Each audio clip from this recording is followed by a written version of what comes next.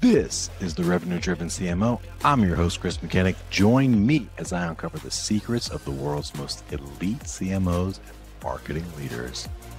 So let's jump right into it. For folks listening, like, what would you say? What's one of your best kept secrets to the success that you have had in your career? So, like, everybody's going to hate hearing this. It took me 12 months. So Devin Reed has this idea of content market fit, and getting content market fit, I think, is as hard as product market fit for a startup. And it just takes the same amount of dedication and perseverance and curiosity. And who's Devin Reed from Gong? Yeah, exactly. Yeah. Devin Reed from Gong. Yeah, I'm just poaching this term from him because I talked to him at this event we were at a few weeks ago. But it's a good term because I believe I observed it, right? Like, I was sort of throwing spaghetti against the wall, and then literally over the course of a week, it clicked, and I'm like, I know exactly what this machine is all about. I know exactly what to write. I know exactly how to write it, and I know who it's going to hit. And then it's been so powerful for me. It's like this virtuous feedback loop where I just want to go. It's like, how can I go even harder? How can I just like dominate this even more? And look, one other thing before I go any further is like, I am in a perfect situation with respect to LinkedIn, meaning I am my ICP and my ICP lives on LinkedIn because we're selling to revenue leaders. If you are selling to hospitals, I would not recommend going psychotic like I did in trying to be literally the best content creator on LinkedIn. Not worth it. It is worth, I think, having a profile for other reasons, right? You're not going to generate leads from hospitals on LinkedIn, probably. What you will do is, if you can build a profile around yourself, it's going to make it a lot easier to hire people. There is a benefit to working with a ghostwriter and just having your thoughts streaming out online. That, you know, you will, everybody that I speak to that begins posting on LinkedIn, they're like, I'm not exactly sure what this is doing for me, but it's doing something and I like it. That's the summary. I know exactly what it's doing for me, but I'm in a perfect scenario where it's actually the marketing channel, right? Like, it is so incredible. So now, some principles that I've had the whole time that I still have, like, I shared an office with the Jasper AI guys before they were Jasper AI for 2 years. We were a bunch of schmucks stuck at 3 million. And then the next thing I did was Jasper AI. Watching that has changed me in a lot of ways. One of the ways is it just gave me this deep-seated belief that the amount of B- crap that would be floating around the world was going to increase by 1 million X, right? So what does that mean?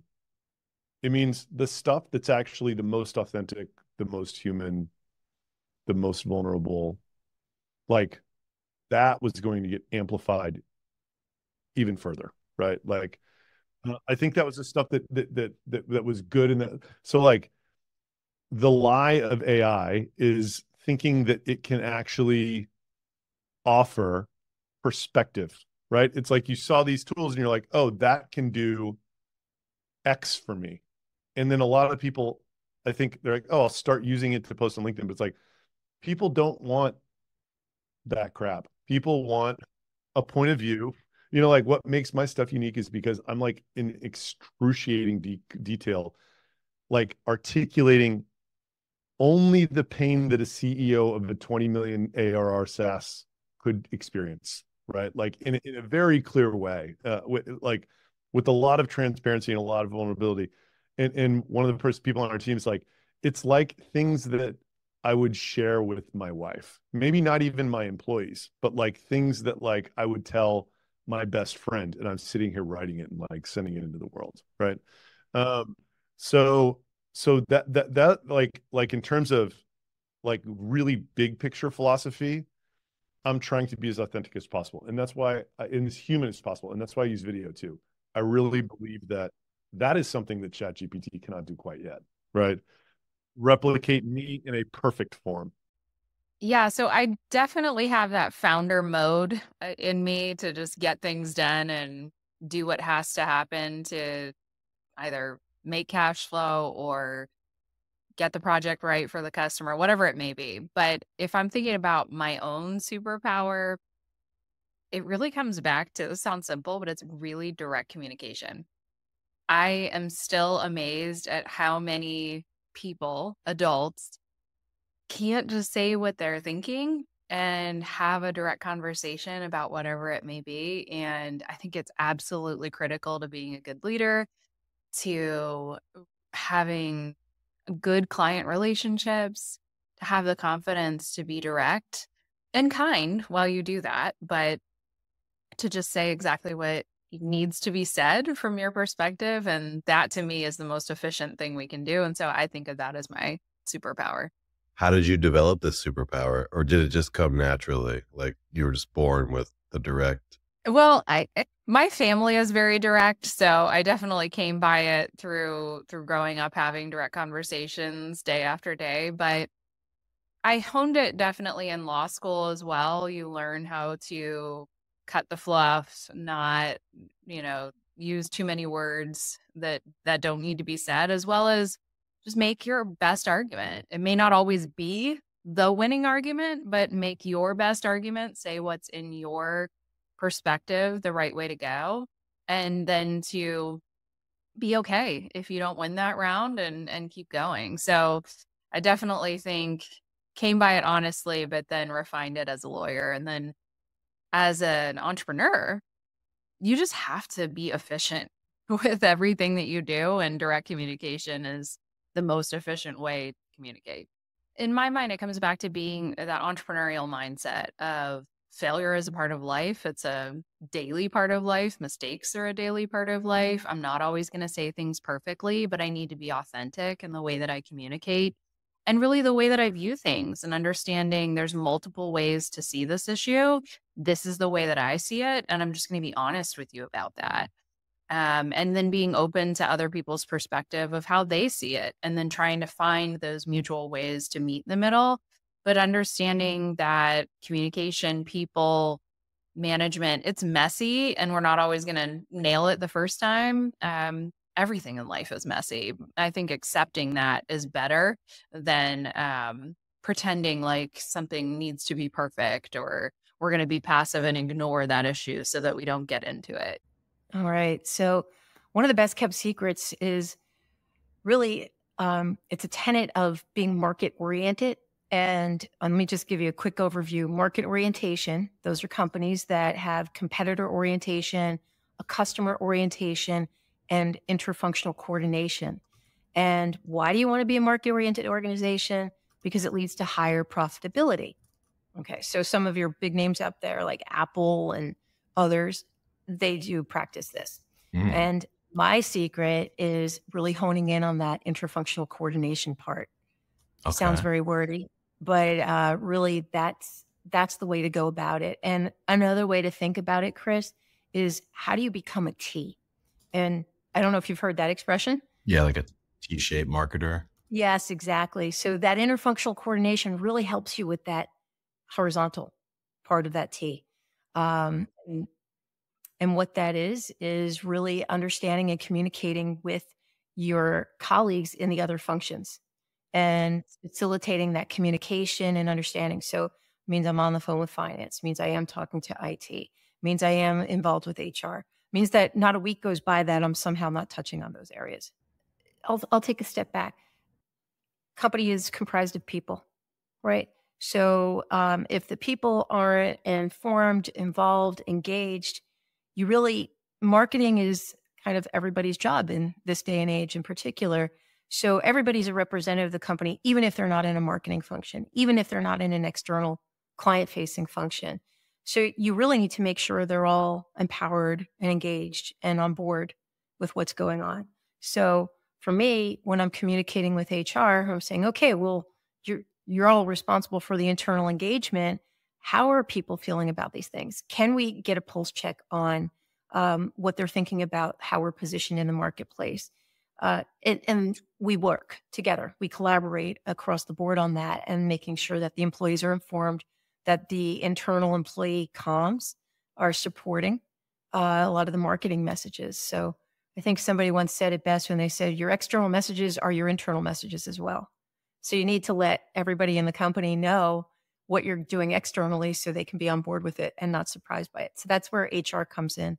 IT also from facilitation of the messages and facilitation of the MarTech stack too, because right, our MarTech stack has to plug into our systems across the enterprise. So I need to be communicating with them regularly, and hopefully not in a disastrous way, like something has gone wrong. But all of that kind of syncs up and goes interfunctional coordination.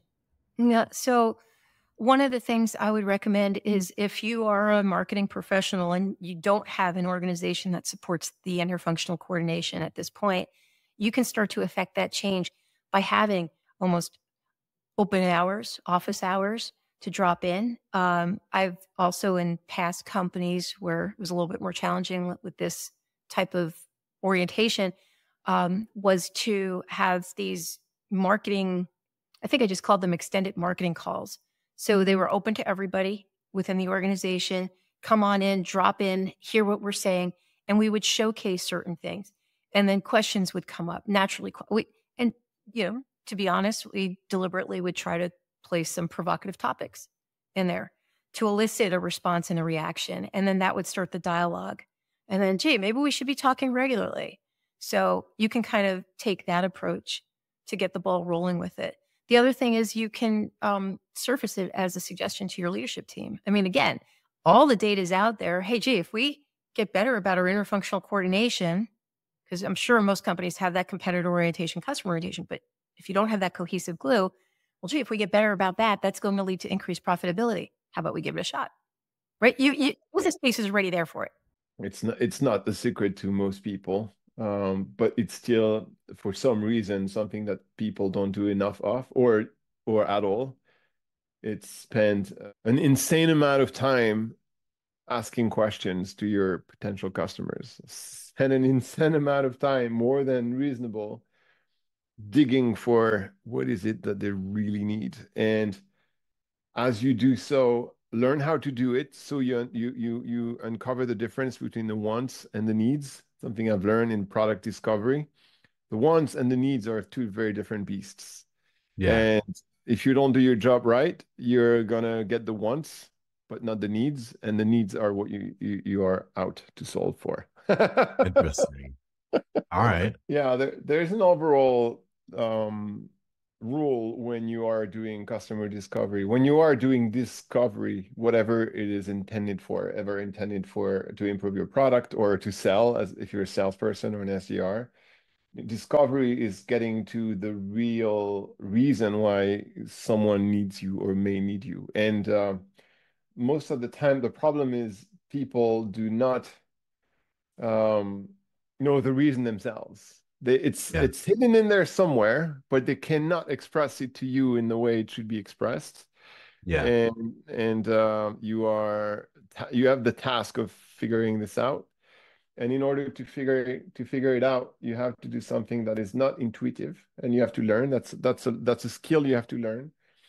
And that skill usually is about making them tell the story of how they did something in the past, or how they tried to solve something in the past that they need solving, and make you describe it to you in a way that you send them back to that moment in the past and say, okay, how did you feel at that time? Like, why did you do it this way? I asked my brother for a little. Okay, why did you choose your brother, not someone else? And which sounds, that's a weird question to ask, but you really have to go into the very bottom of why they do things the way they do it to understand the need. And if you don't do that, then all you're going to get is the want. And the want is, I want reports on my social media. Oh, okay, that's interesting. Okay, tell me the last time you search for answers in a social media reporting. Tell me about that. Where did you go? What did you do? What did you look for? And then from that conversation, you keep asking, but why did you do it this way? What was missing at the time? Instead of telling them, what kind of report do you need? Because if you do that, you're going to have the wants, and you're not gonna go for the needs. And it's quite interesting. Let's just to take I need better reporting on my social media. Okay, what does that look like? What kind of report do you need? What kind of report do you want me to give you? Or what kind of graph do you need? That's going to give you the want. But if you want the need, which is I need to shine with my boss, I need to prove to my customer that my fee is justified, or that kind of which is kind of unrelated to the report itself, but it's like the consequence of why you need it. Like you need it for something, not for it in itself, but for the consequence of it or the impact of it. Then you're going to start building the reporting differently. You go, oh, okay, so does your boss care about da da da da? Oh, no, they don't. They just want to see X and Y. Okay, then we're gonna have something very focused on X and Y, because that's what we know your boss will understand. And my boss doesn't get engagement. Okay, engagement will go in the bottom of the report. What do they care about? They care about traffic. Okay, we'll put traffic up. So like that's how you're going to be able to articulate how the solution you build for them look like and behave, and in a way that makes sense to them, because suddenly they say, oh, that's exactly what I needed, but they couldn't express it to you. They had to go through, I think I want this, I think I need this, but it's because based on my limited knowledge of your product and your world and your expertise, this is what I can see. But obviously it's usually not very elaborated, because they don't know what you know as much as you do. So you have to make them talk about how they do it, to go deep into the reason why they do it this way and the reason why it's broken. So we'd been around since 1920 with the postage meter, but so with or without us, mailing's been declining. And so about, I don't know, I would say 15 before I joined, there was a series of acquisitions that were done in related, unrelated spaces. A lot of software was acquired. So when I came, they had a bunch of things, so capabilities. And the most common question that I would come across, first of all, was, when are we going to have a corporate capabilities presentation? That was like the number one question I would get asked, because I was the head of brand, joined to do that. And they were just hungry. The people that worked there, like, what do we do? How do we describe this? And so that was really the starting point. Like, how do we talk about all this stuff? So found a way to thread it all together, with an umbrella that connected it all. And then we did a big piece of work to figure out, like, what is our positioning going to be? And we did a lot of research to understand, like, what the different buyers that we were going after, which were also varied, what they cared about when they were thinking about a partner for the things that we did, and trying to find commonality. But we did a really great job. I will say it's probably one of the pieces of work I'm most proud of, the brand work that we did. We then went on and developed an advertising campaign, the strategic brand advertising campaign, where we ran TV commercials. We hadn't done that in over 20 years. And it was really good work. But that stuff just costs a lot of money, and we just weren't yet, we were still trying to figure out the next thing. And we were starting to move towards shipping, which is really where we are going into now, because that's a nice, healthy growth market. So we were starting to go in there, but we still had some of these other businesses that didn't quite fit. So we kind of put ourselves in the umbrella of enabling transactions in commerce, which I like. It worked, but you could drive a truck through it. Like, it was kind of still very big and large.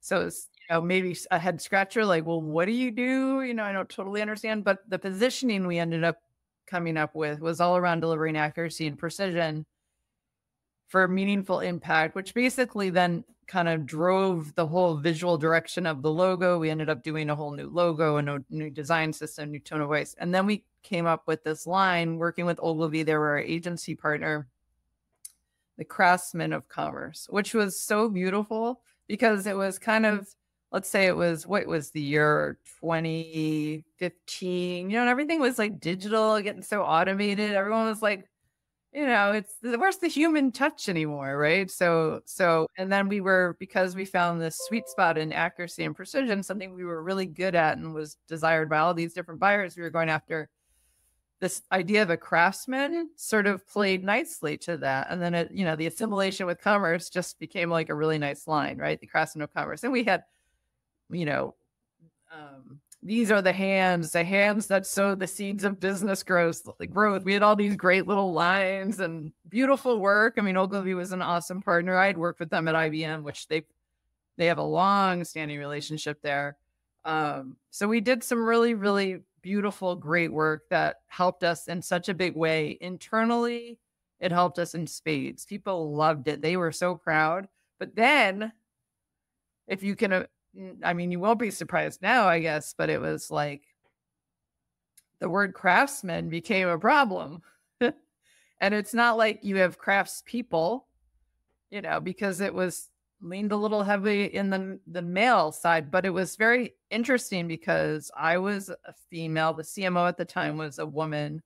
That's the creative director at Ogilvy, who we worked with on this, was a woman. Like, it didn't cross our, not that it didn't, we did research on it. Like, it crossed our minds, but we were like proud. We're like, it's craftsman. That's just the word, you know, like sportsman, like, I don't know.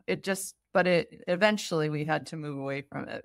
And if you remember, there was like those issues that emerged publicly with all these different talents doing things like, you know, Harry Weinstein, the whole thing, all of it, it really exploded. I mean, that, again, it's been many years now, but that just ended up being sort of the sunset of that line. But we've done a lot of great things since, and we still do.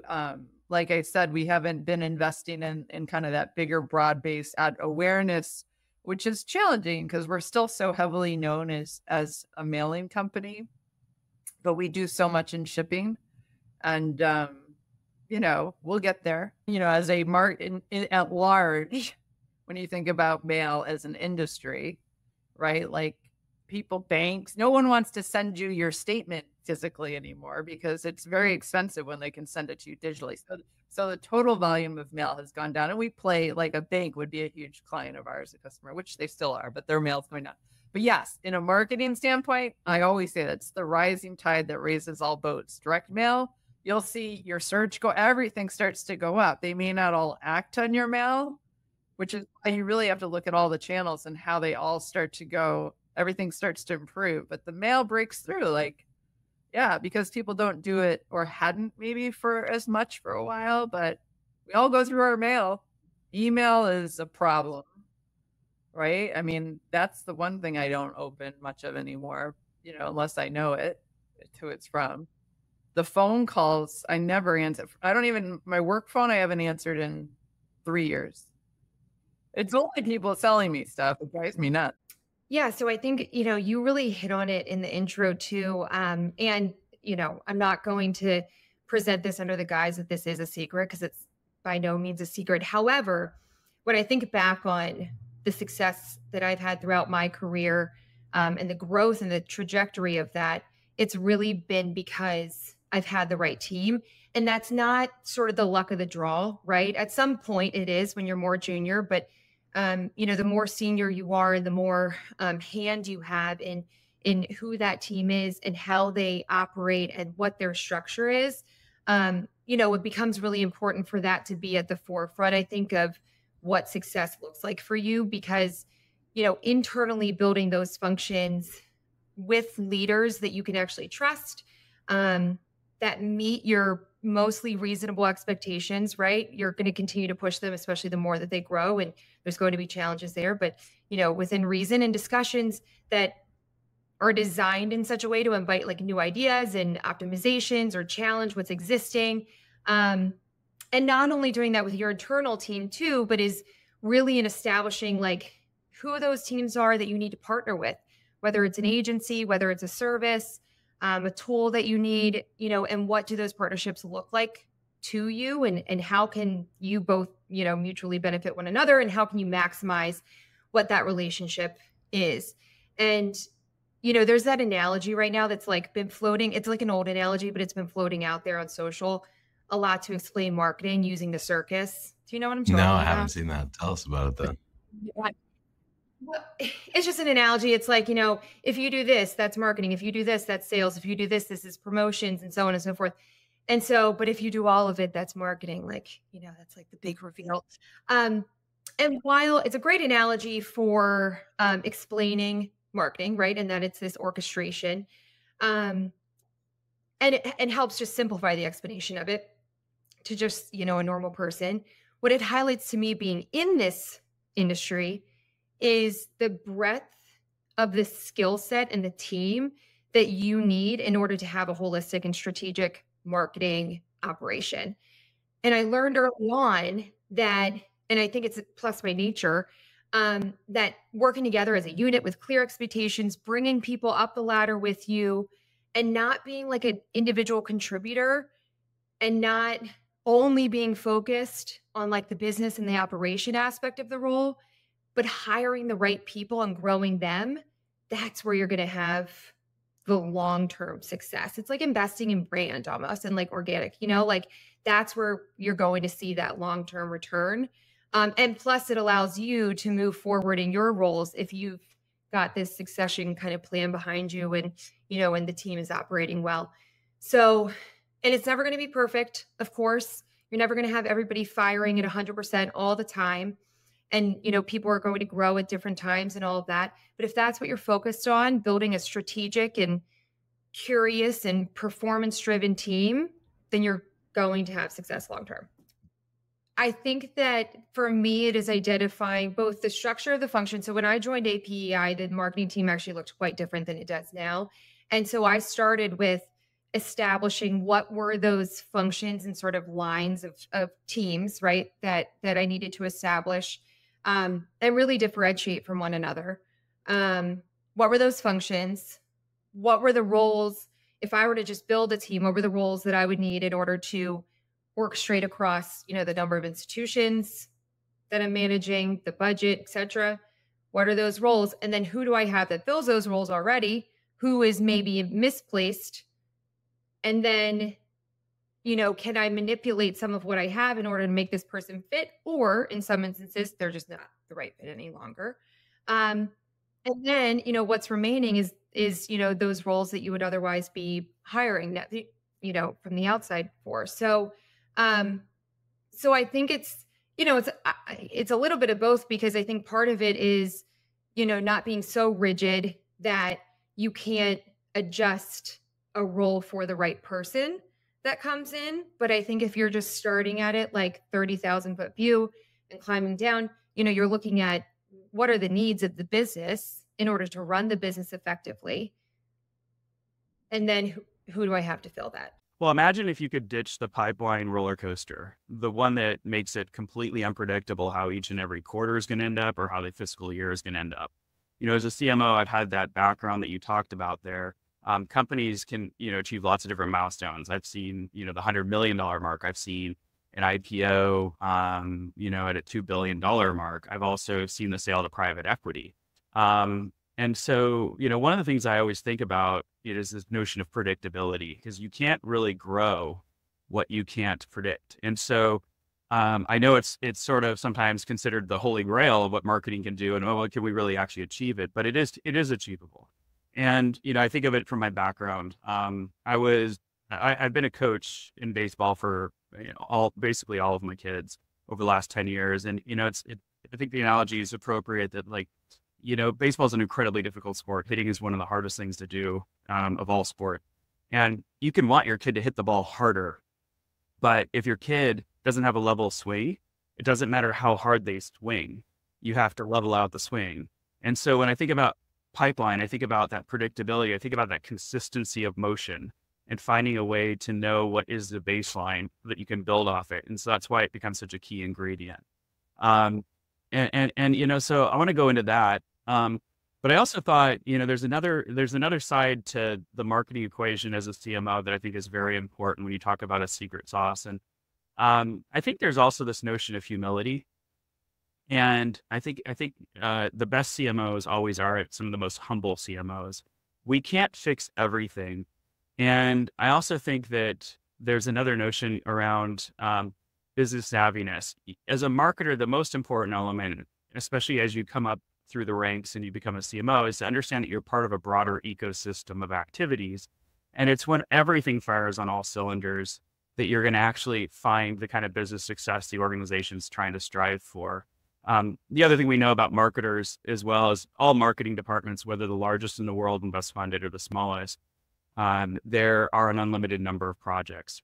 And so the best CMOs are humble enough to know they can't fix everything. They're also humble enough to know how they fit into the organization, and they can identify the project with their finite resources to have the most meaningful impact in the organization. And I think that's a really important part of a secret sauce outside of what I would talk about, predictable pipeline. I think one of the biggest challenges in marketing is that it is such a diverse range of activities that you have so many types of specialists within the organization.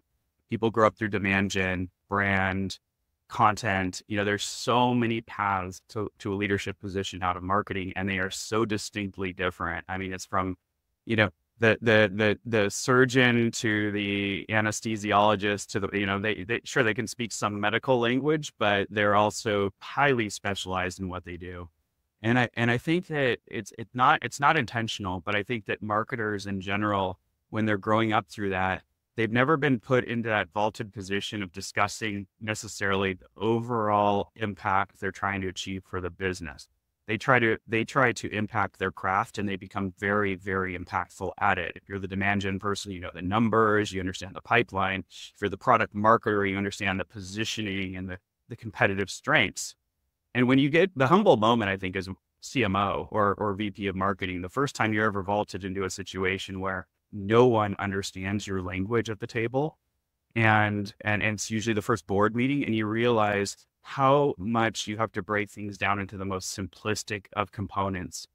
And then it's the moment when you also realize that point I brought up about the firing on all cylinders kicks in, which is it doesn't matter what your lead volumes are, even your lead quality. If you're not building pipeline, if pipeline's not turning into revenue, nobody's going to give you credit for anything, right? And so the humility comes right then and there at that moment. And so one of the things I've always, I think you kind of fit in my background, but one of the things I've prided myself in is being more of an athletic marketer, if you will. I grew up coming into Deloitte Consulting. I was an Oracle ERP consultant. Then I went into IT and I was a program manager. Then I got my MBA and became a marketer. I've never actually worked in the same software vertical twice. I've been in legal tech. I've been in HR tech. I've been in collaboration workplace software. And so one of the things I've always focused on my career is constantly broadening everything I do to give myself the most perspective, if you will, on what it takes for businesses to be successful. To me, that's where my passion lies. Marketing is just the instrument that I love the most, the creativity behind marketing, to impact that. Yeah, it's a great question. So for me, it is simplicity and specifically, I would say smart simplicity. So what do I mean by that? No surprise to your audience, marketers out there, that we're dealing with a world of information overload. And so one of the big questions for marketers often is, how do you break through the noise?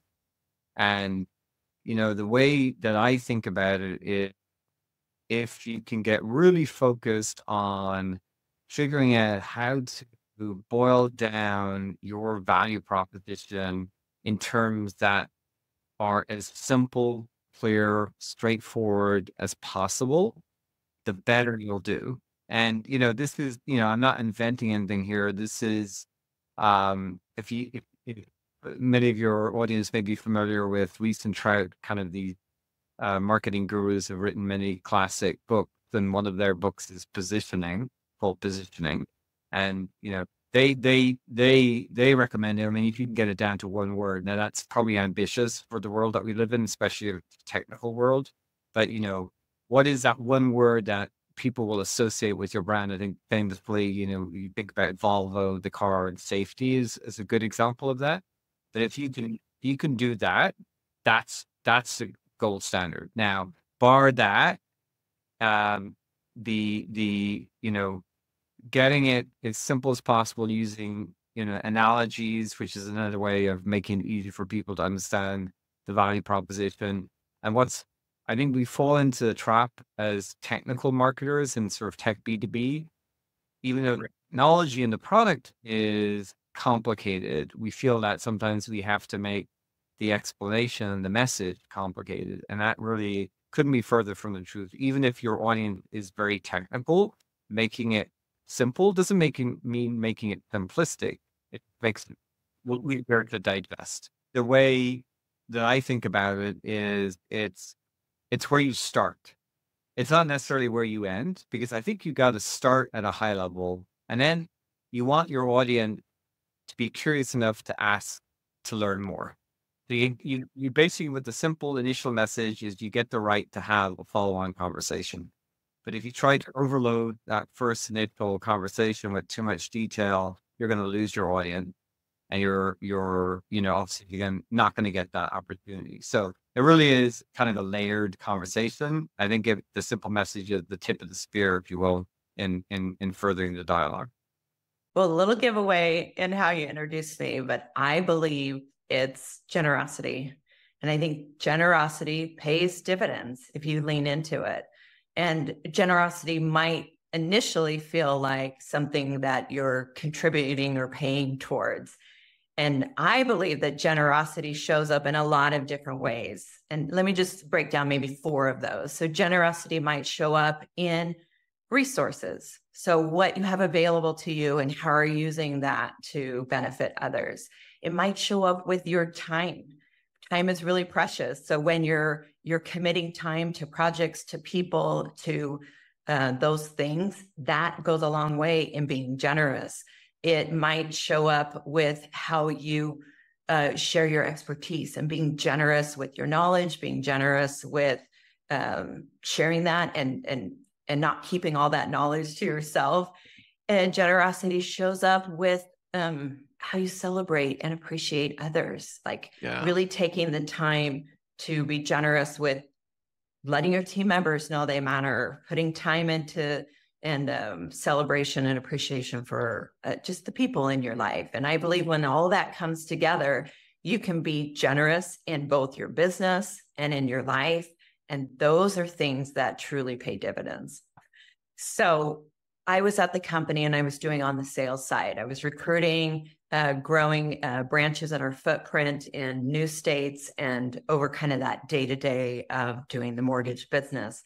And I went into a meeting and the leader of our company, it was an advisory meeting. So we bring in, we have an advisory board of our own employees, and we were meeting with them, and he presented and handed out all these new logos. And he said, we've decided that we want to re-logo the company, rebrand the company. And here's some that we've come up with. Why don't you guys vote? I've never seen it, didn't have anything to do with it at the time. And I'm looking at these saying, this cannot be what we do. I have some expertise in branding. I had my own company for a long time, and I just have been through the branding process. And I was like, I don't think they have it right. They're not doing the full scope of it. They're going to miss the mark on this. So I went in to his office and did my pitch and said, please let me have a shot at it. Let me take that on and give you what you're looking for. Get a better brand that represents who we are, that represents where we're trying to go. We had some big strategies for this. And so through that process, I took it on. I already had a job. I already had plenty to do and a role, but I just felt like I had this expertise that I could lean in. And I had some resources that I could pull on to help me kind of shape this and pull it together with the team. And we put together what is currently the brand of American Pacific Mortgage. So we went through a full brand rework and delivered back something that I'm really proud of that we did. And that opened an opportunity for me to then take on additional marketing roles. And then it eventually became, CMO of the company. So I found that when you're generous, that's how doors get open. That's how you get opportunities in your career. If you've got an idea or a passion for something, lean into that. Don't be afraid that that's not your job. And you just don't know what doors might, open for your career. For me, it's about building a high performance round the clock team.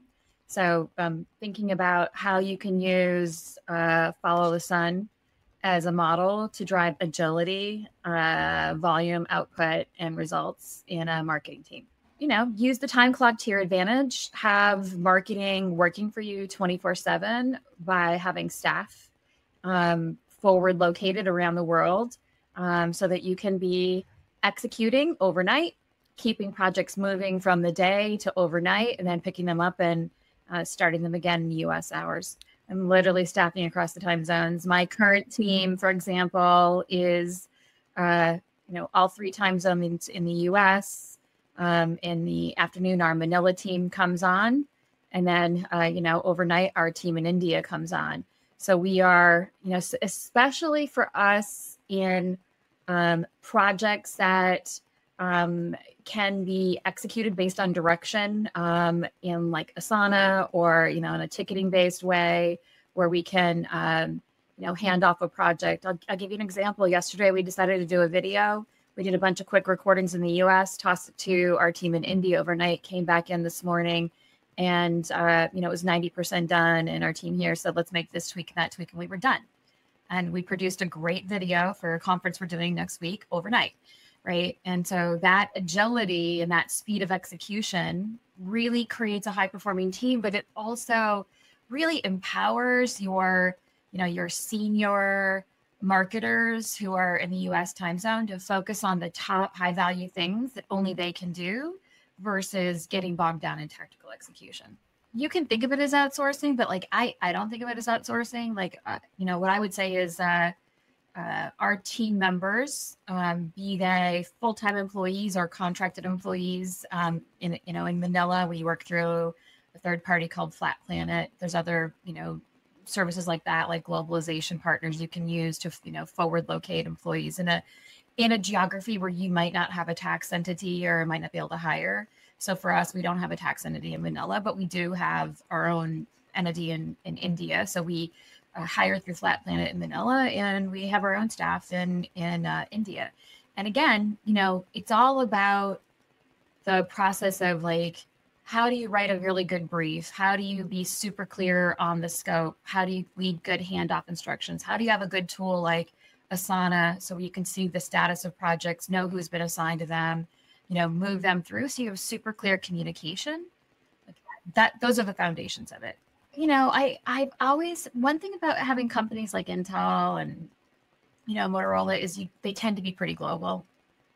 Microsoft, for example, I used to run advertising operations at Microsoft where we had to produce the advertising for English speaking markets, but then, transcreate it and give it to the, subsidiaries around the world to use it in their markets. And we created a model where we like forward stage, like a marketing services center, around the world. So we could hand that to that team. They could go execute it. They could go coordinate in their time zone with the advertising managers in each of the countries. So, using models like that. But, as a CMO at a startup or a mid-sized company, like I've been a CMO at companies, all the way from a series A to B to, a sub-billion-dollar big division of a company. You have to think about what resources you have and think about, the smart way of doing that. And I've always run into the situation where there's never enough budget to like my eyes are always bigger than my stomach of what I want to accomplish versus the headcount I have. And so doing this is a great way of leveraging both people budget and program budget and not using very expensive agencies. The world is flat. Like that's just the thing. The world is flat now, right? If you think about it that way, and you think about time as a resource, then this becomes a super, smart way to work. And I think to your point about it's not outsourcing, if you are hiring fantastic talent, the talent pool in Manila and the talent pool in India is very deep and very strong, right? And, I just hired, for example, we decided that we really wanted to hire a very senior BI person to do like business intelligence, data analytics reporting, thinking through not only like our marketing attribution and our marketing data, but what is the original storytelling we could take to the market if we plumbed our own data for insights, right? like SEO is changing so much. You need to have your own data and insights to create unique content that's not AI generated. So we decided we'd have that role. I evaluated like, where could I get that talent? What would it cost me? And we found an amazing, very senior person in India for that role. And they are building that team, leading that function for us, right? In a way I probably could never have afforded in the US, and I might not have found the same talent. And that's a wrap. Thanks for joining us here today. For show notes and other episodes, visit us at revenuedrivencmo.com. That's revenuedrivencmo.com.